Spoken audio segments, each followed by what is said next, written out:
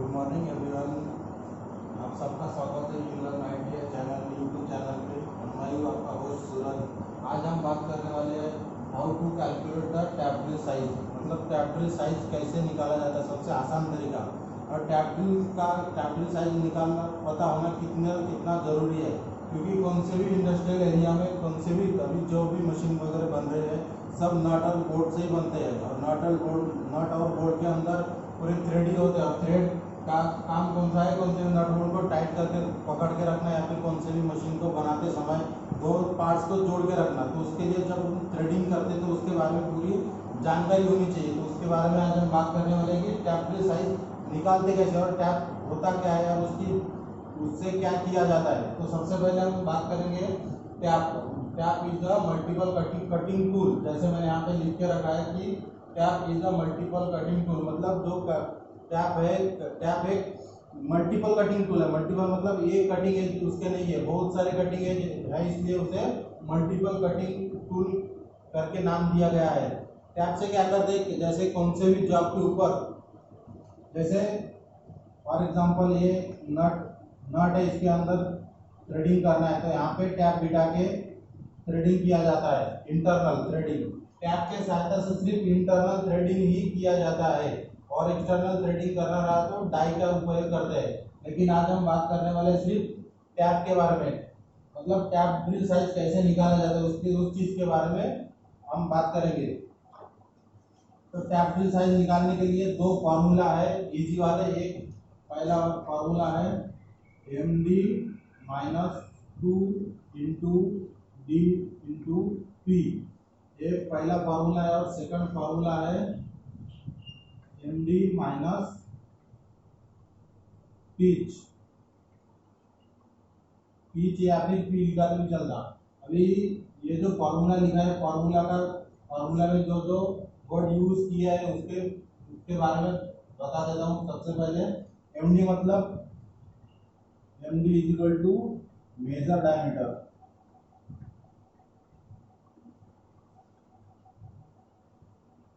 D मतलब depth of thread,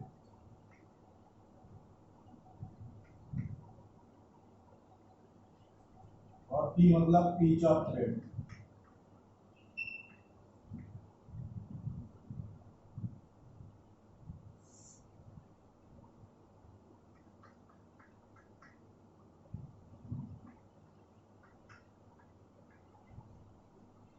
formula में जो भी वर्ड यूज किया है उसके बारे में पूरी जानकारी होनी जरूरी है, क्योंकि जो इसमें वैल्यू हम पुटअप करेंगे उसके बारे में पूरी जानकारी चाहिए। जैसे MD मतलब मेजर डायमीटर मतलब सबसे बड़ा डायमीटर, जो साइज दिया जाएगा कैलकुलेशन करते समय जो क्वेश्चन में सबसे बड़ा साइज होगा वही MD की वैल्यू होगी। उसके बाद 2 वो फार्मूला में है डी मतलब डेप्थ ऑफ थ्रेड ये स्टैंडर्ड है।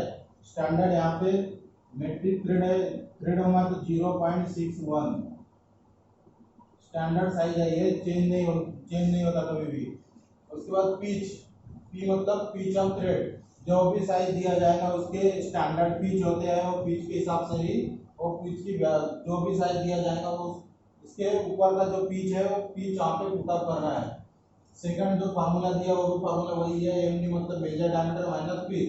यहाँ पे दो फार्मूला लिखने का कारण वो भी बता देता हूँ। जो दो फार्मूला दिया है, दो फार्मूला में से सबसे जो पहला फार्मूला दिया है MD minus 2 into D into P, ये वाला फार्मूला थियोरेटिकल यूज किया जाता है।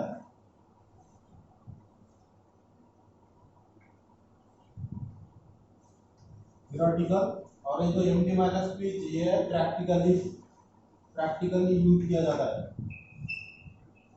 अभी थियोरेटिकल और प्रैक्टिकल में क्या फर्क है?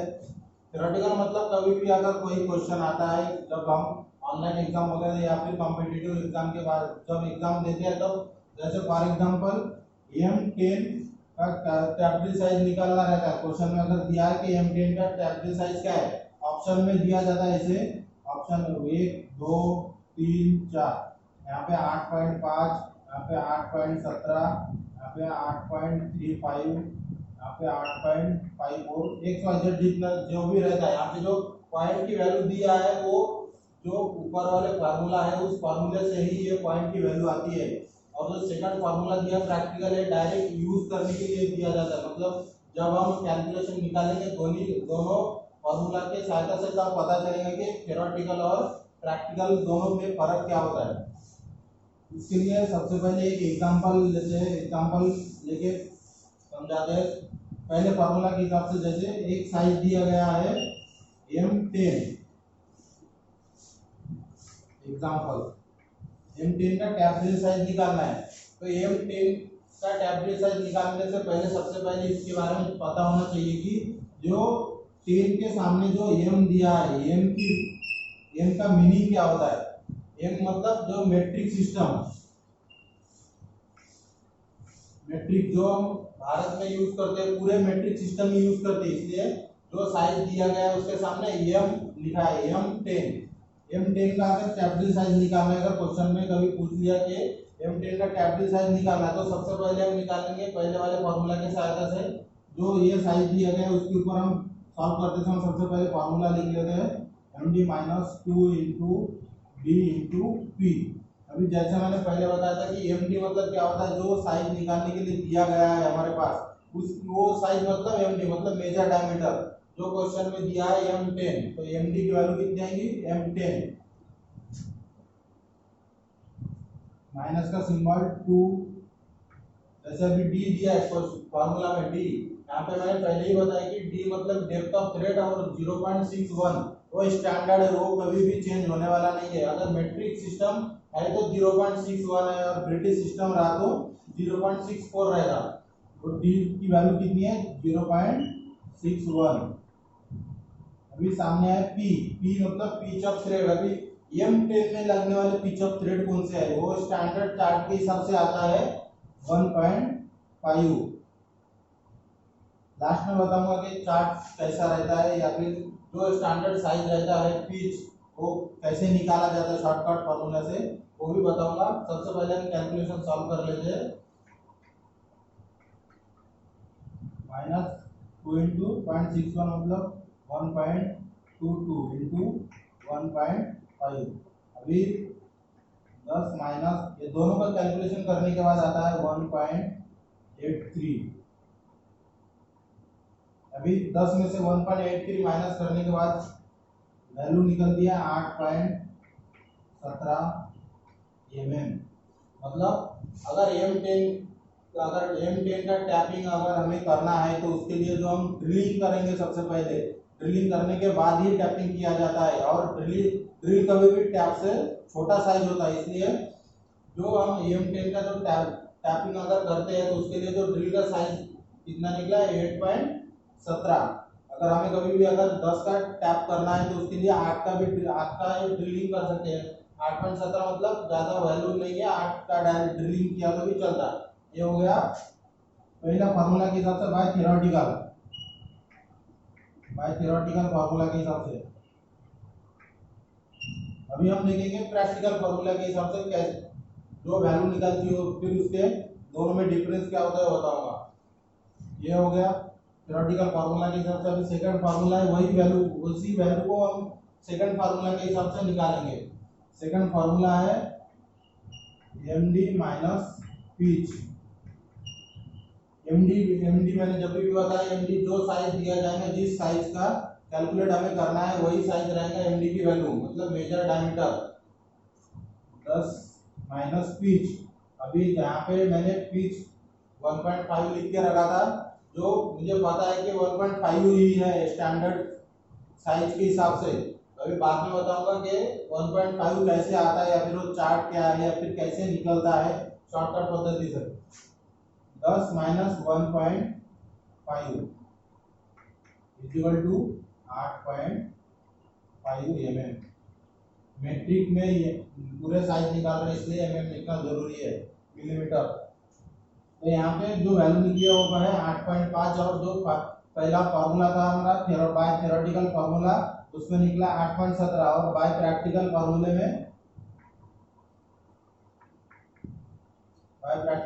में निकला 8.5।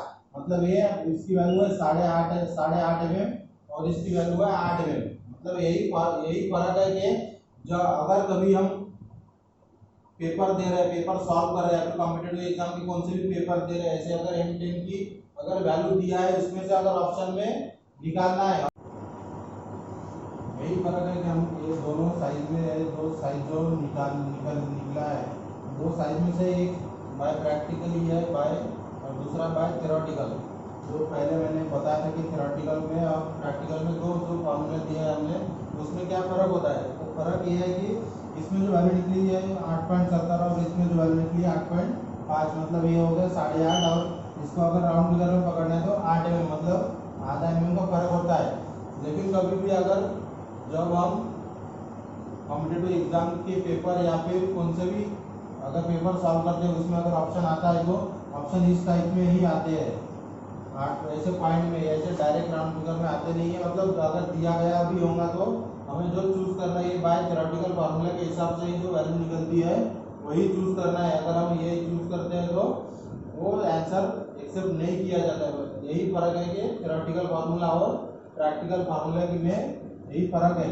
बाय अगर हम वर्कशॉप में काम कर रहे हैं या फिर कौन से भी कंपनी में काम कर रहे हैं या फिर कहीं पे भी हम अगर टैप हमें 10 की टैप करना है तो हम डायरेक्ट यही वाला ड्रिलिंग करेंगे 8.5, बल्कि ये 8.17 के ड्रिल नहीं करेंगे, क्योंकि जो 8.5 का ड्रिलिंग करेंगे तो उसमें टैप आसानी से बैठ जाएंगे, इसमें टैप थोड़ा टाइट बैठेगा। इसके बाद जैसे मैंने बताया था कि जो पिच दिया है स्टैंडर्ड पिच कैसे निकालते हैं या फिर पिच का जो चार्ट होता है उसको कैसे पढ़ा जाता है, फिर उसके बारे में जानकारी अभी बताता हूँ थोड़ा। जो पिच का स्टैंडर्ड चार्ट आता है वो इसका standard chart M6, M8, M10, M12, M14, M16, M20, M68, मतलब यहाँ पे जैसे लिखा M6, M8, M10, M12, M14, M16, M20, ऐसे टोटल M68 तक है इसकी साइज। इनके साइज यहाँ से M6 से M68 तक है। तो इसका जो पिच है, इसका पिच है स्टैंडर्ड बाय स्टैंडर्ड चार्ट के हिसाब से ये वैल्यू है पूरी उसकी। M6 का आता है 1 mm, M8 का 1.25 mm, M10 का 1.5 mm। जैसे अभी हमने कैलकुलेशन में निकाला था M10 का, तो हमने वैल्यू कितनी ली थी? M10 का पिच 1.5 mm, M12 का आता है 1.75 mm, और M14 या 2 mm, 16 का 2 mm, M20 का 2.5 mm, ऐसे टोटल 68 तक है। ये स्टैंडर्ड एक चार्ट आता है जो कैलकुलेशन निकालते समय हमें पता होना चाहिए। अगर सपोज बाय चांस कभी किसी को अगर एक चार्ट याद नहीं है तो उस टाइम हमें क्या करना पड़ता है, फिर कैसे पिच पता होता है, फिर कैसे पिच निकालने का शॉर्टकट फार्मूला वो भी मैं बताता हूँ साथ में, क्योंकि ये चार्ट पूरे याद नहीं रहते, इसलिए दूसरा भी उसके लिए ऑप्शन भी हमें पता होना चाहिए। जैसे कौन सा भी XYZ साइज है M10, तो इसकी पिच हमें पता नहीं है, तो पिच हमें न पता ना होते हुए उसकी पिच कैसे निकालते हैं, तो उसके लिए एक शॉर्टकट फार्मूला है। जो साइज दिया जाएगा उसमें +5 करना है। थोड़ा बड़ा लिखा, मतलब ये जो फार्मूला में है जो भी साइज दिया जाएगा उसको +5 करना है। जो आंसर आता है इसका आंसर कितना आएगा? 15। निकले हुए आंसर में जो पीछे से एक अंक के बाद पॉइंट देना है उसके साइड में लिखना है mm मतलब मिलीमीटर, जो मेट्रिक सिस्टम में यूज किया जाता है। ये हो गया उसका पिच। सबसे आसान तरीका ये है कि कौन सा भी साइज अगर दिया गया है, कौन सा भी जो जिसका हमें साइज दिया है उसके पिच पता नहीं है, पिच निकालना है, तो जो साइज दिया गया है साइज में +5 करना है। और जो आंसर आता है, आंसर आने के निकलने के बाद पीछे से एक अंक के बाद पॉइंट देके mm लिखना है, मतलब उसका ये पिच निकल गया। सेकंड एग्जांपल और एक एग्जांपल देखिए बताता हूँ। जैसे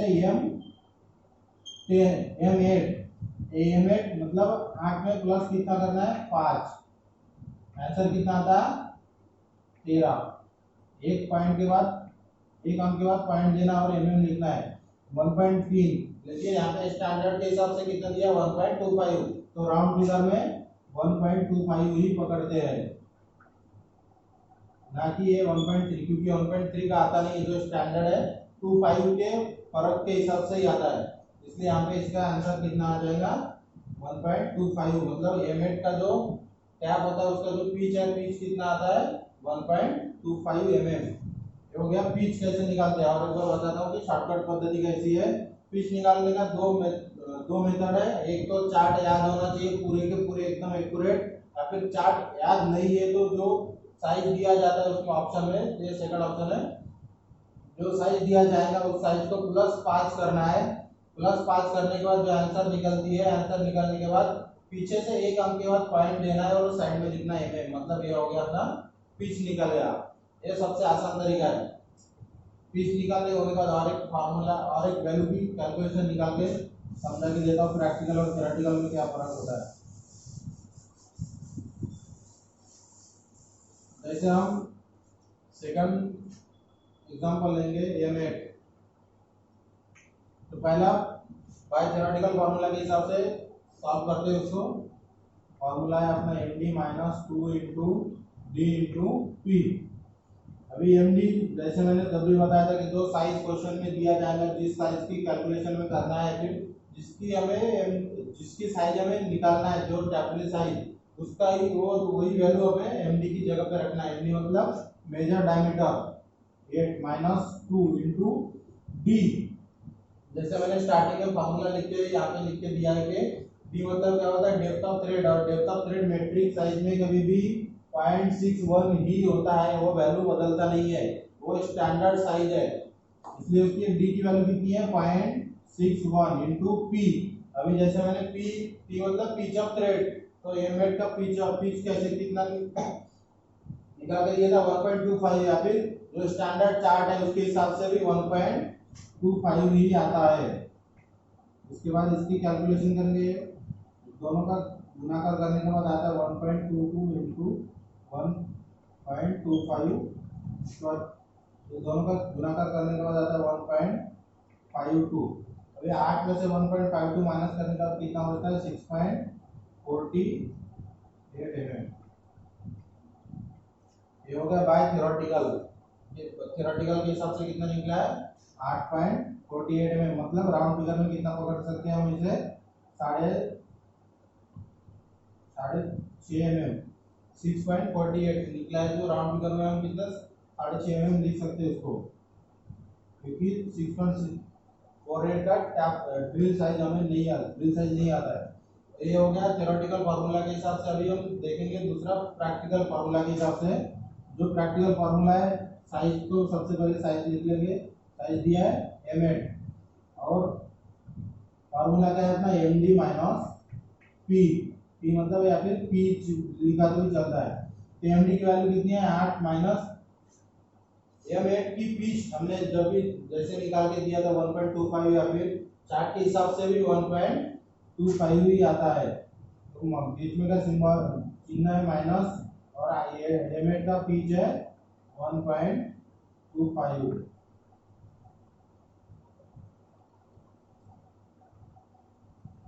इसका कैलकुलेशन, ये दोनों का कैलकुलेशन करने के बाद आता है 6.75 mm।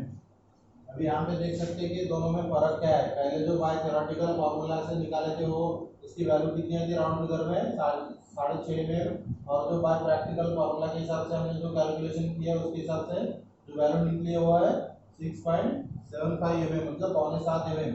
यही फार्मूला है, यही फर्क है दोनों में कि जो थ्योरेटिकल है और प्रैक्टिकल है दोनों में पॉइंट का फर्क रहता है। और जब हम कभी भी एग्जाम में सॉल्व करते हैं तो थ्योरेटिकल के हिसाब से ही सॉल्व करना है।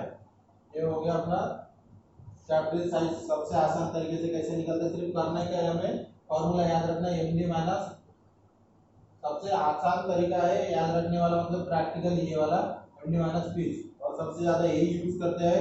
अगर कोई पढ़ाई करता है, अगर किसी पेपर वगैरह देता होंगे तो ये भी फॉर्मूला याद रखना जरूरी है, क्योंकि पेपर देते समय जो अगर कभी ऑप्शन दिया गया है तो ऑप्शन में ये फॉर्मूला के हिसाब से ही वैल्यू निकाली जाती है, और वही वैल्यू जो निकलती है उसको ही एक्सेप्ट किया जाता है मार्क देने के लिए।